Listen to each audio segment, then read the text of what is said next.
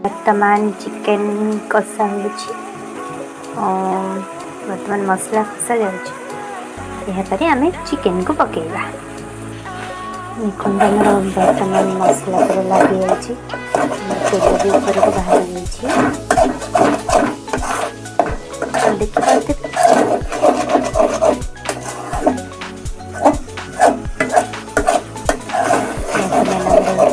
Colour भी आसी जाए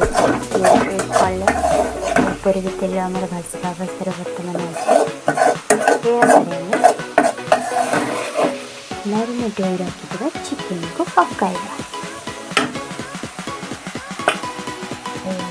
चिकेन भजा जाए रखा थाली आप मन विचार देखिए बर्तमान मसला लगी आस बर्तमान कौन कर देखते तेल भी बाहरी जाए बर्तमान चिकेन को पकाइबा।